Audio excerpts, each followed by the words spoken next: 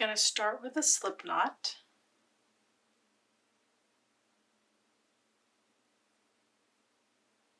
And for this example, I am going to use a 4.5 millimeter, but you can use any hook you want that goes with the yarn that you're going to use for your project. So if you're going to make a blanket, you probably want to go much larger, or if you're using a chunky yarn, you're going to want to go bigger. And for this example, I'm just going to make a washcloth just to demonstrate this stitch, and I'm going to chain 36.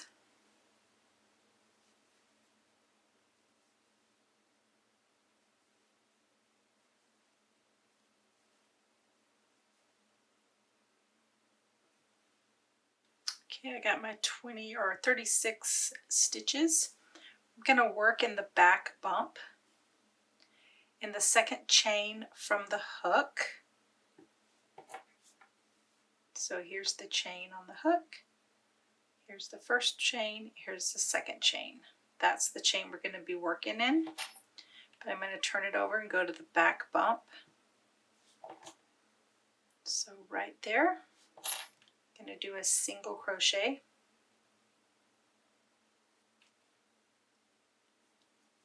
And then a Trinity stitch. For the Trinity stitch, you're going to connect 3 different stitches or 3 different chains.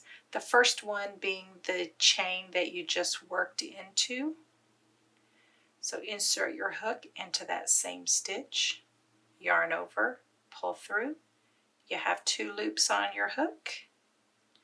Insert your hook into the next chain, yarn over, pull through. You have 3 loops. Insert into the next chain, yarn over, pull through. When you have 4 loops on your chain, yarn over, go through all 4 loops, chain 1 to lock that in. That's your first Trinity stitch. And the rest of the row is going to be Trinity stitches until you get to the end. So insert your hook into that same stitch that you just did. Yarn over, pull through, insert into the next. Insert into the next.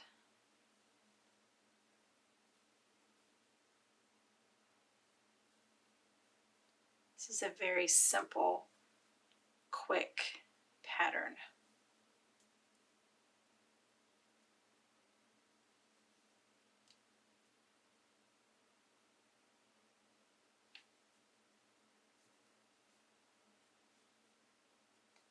Keep doing that till you get to the end.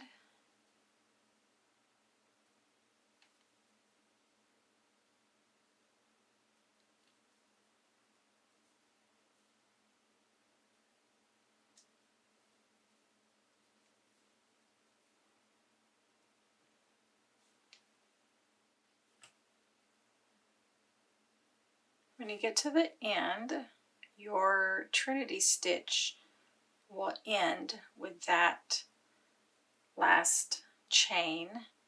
And when you complete that last Trinity stitch, do not chain 1 to lock it in. Instead, do a single crochet back into that last stitch. So just leave it without the chain 1, insert your hook, yarn over, and do a chain 1. Do a single crochet. That's the end of row 1. For row 2, chain 1 and turn.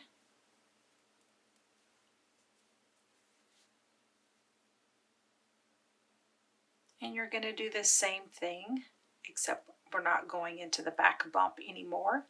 In the first chain, do a single crochet. And then finish your row with Trinity stitches. So insert your hook, yarn over, pull through. Go to the next chain, yarn over, pull through. Then go to the next one. Insert your hook, yarn over, pull through. yarn over, go through all 4 loops, lock it in with a chain 1. Continue to do that all the way to the end. After you do your last Trinity stitch, put a single crochet in that last stitch, chain 1, and turn your work, and then continue to repeat that row, which is row 2. Row 1 is the same. The only difference with row 1 is that you're going into the back bump. So repeat everything the same as row 2 until your project is complete. And the things that you need to remember is very simple pattern. There's not a lot of instructions to remember. You don't have to do any counting. So just remember that every row is going to start and end with a single crochet, and then the Trinity stitches go in between and all the other stitches.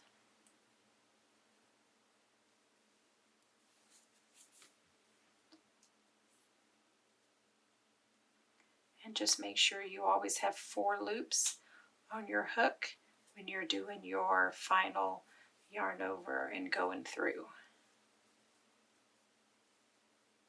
That's a pretty simple, quick pattern.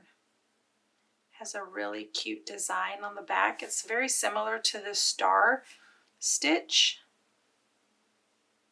but I think it's quicker.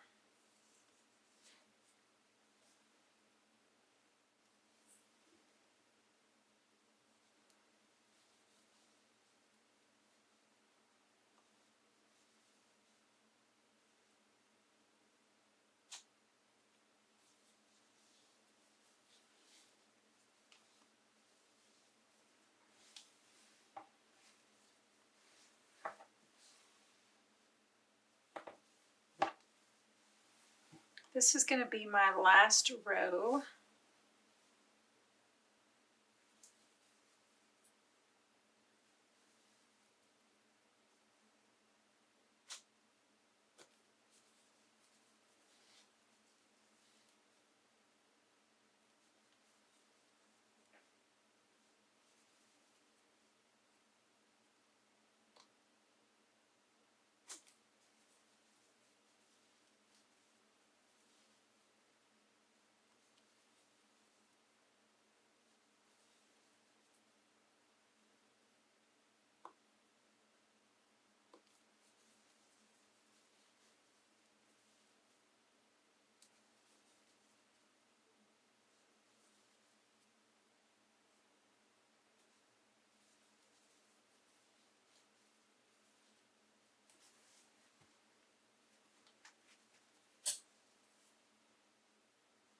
Okay, this is my last Trinity stitch.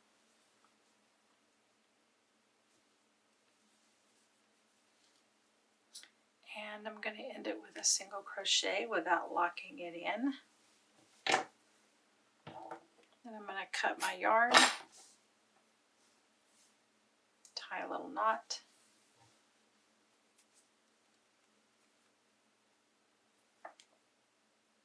and put a couple of knots in it before I weave it in. Since this is a dishcloth, I want to be able to do a lot of washing and drying without it coming apart.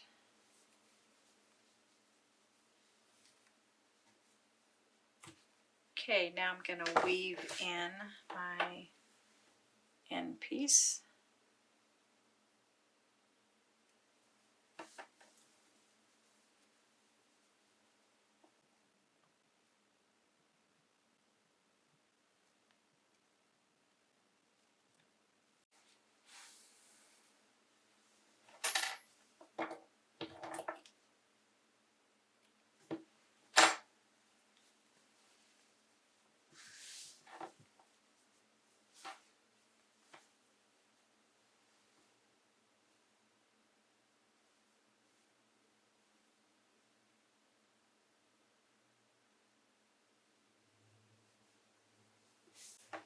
this size with your 4.5 millimeter hook and chaining an initial foundation chain of 36, we'll make a 7 by 7.